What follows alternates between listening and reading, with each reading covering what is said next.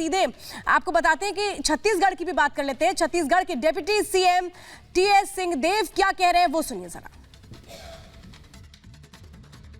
हित के मुद्दे हैं, लोगों की बेहतर जीवन के व्यवस्था को बना पाने में जितनी सफलता मिले वो प्राथमिक है, और उसके साथ में अधोसंरचना का विकास जितना हो सके वो मेरे लिए दूसरी प्राथमिकता है। पहली प्राथमिकता व्यक्ति और परिवार की बेहतरी, और उसके साथ में सेकंड नंबर मेरे लिए अधोसंरचना। आप खुद ही कह रहे हैं एलिगेशंस, तो उसकी तो चर्चा ही नहीं करनी चाहिए।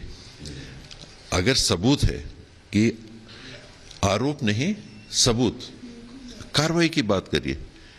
मैं आपको कह दूंगा आपने चोरी की, क्या मतलब है उसका? उसका क्या मतलब निकलता है? अब राजनीति में वोट दूसरे आधार पर नहीं ले पा रहे, आपको कहना पड़ेगा कि टीएस बाबा ने पैसे ले लिए। चुनाव लड़ रहे हो, मुद्दों पे आप बात करो, क्या करोगे क्या नहीं करोगे पब्लिक के लिए। ये ईडी के पल्लू के पीछे क्यों छुपने?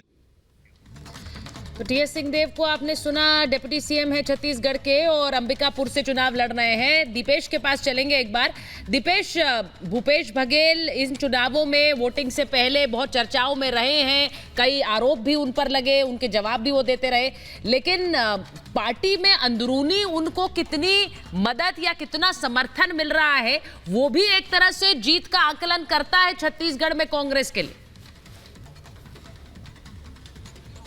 बिल्कुल, देखिए सुचारिता सही बात कह रहे हैं आप, क्योंकि लगातार इसी बात का जिक्र हो रहा था। एंटी इनकम्बेंसी बहुत ज्यादा थी और यही कारण है कि चुनाव के ठीक कुछ दिन पहले यहाँ पर डिप्टी सीएम जो है वो टीएस बाबा को बनाया गया ताकि जो डैमेज हुआ था अभी तक पार्टी को उसको कंट्रोल कर लिया जाए। लेकिन मैं इस वक्त उसी विधानसभा सीट पर मौजूद हूँ जहां पर मुख्यमंत्री भूपेश बघेल चुनाव मैदान में उतरे हुए हैं और पिछले लंबे समय से वो इसी सीट से चुनाव में उतरते आए हैं। लेकिन उनकी जो लड़ाई है सीधे उनके भतीजे से है, यानी चाचा भतीजे के बीच की जो टक्कर है वो देखने को मिल रही है। यही वो मतदान केंद्र है जहां पर अब से कुछ देर बाद जो है वो मुख्यमंत्री भूपेश बघेल पहुंचने वाले हैं। क्योंकि इस मतदान केंद्र पर मतदाताओं की संख्या महज 300 के समथिंग है।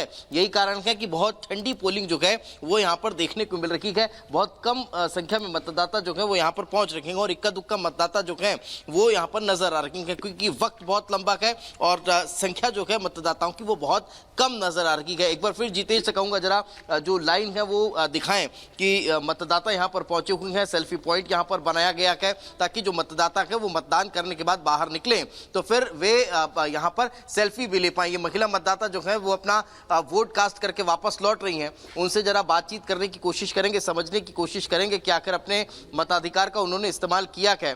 और देखिए पैर में लगी हुई है, लड़खड़ाते हुए वो मतदान करने के लिए पहुंची है, लेकिन मतदान करने आई है। लोकतंत्र को मजबूत करने के लिए वे यहां पर पहुंची हुई और उन्हीं से बातचीत करने की कोशिश करेंगे। आगे आइए, आपने वोट डाल दिया, जरा उंगली दिखाइए, आपकी वोट डाल दिया है। ये देखिए अंगूठे पर निशान है, क्या सोचकर वोट किया है, कुछ बताएंगे? नहीं बोलेंगे। तो ये देखिए ये एक और महिला मतदाता है जिनके पैरों में लगी हुई है, लेकिन उसके बाद भी लोकतंत्र को मजबूत करने के लिए वे अपने घर से निकली और मतदान केंद्र तक पहुंची हुई है। क्या हो गया है आपके पैर में?